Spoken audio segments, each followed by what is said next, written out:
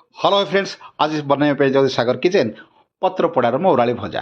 आप मौराली माछ को प्रथम धोईदेवे, लुण हलदी गोल गोल रखिदेवे। एपटे देखो आपणकर रसुण आपणकर पेस्ट बना जाए, रसुण जीरा सोरिषार पेस्ट बना जाए।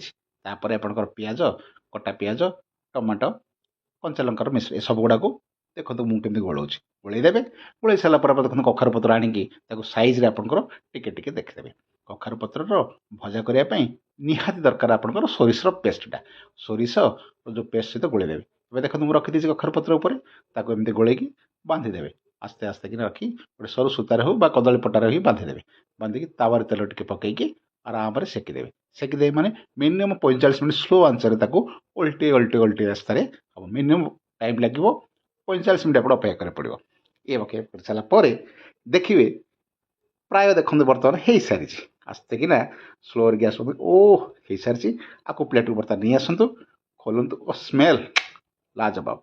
सागर किचन स्मेल को कखार पत्र बास्ना आउ जो पत्र पोड़ा स्मेल को टेस्टी लाजवाब।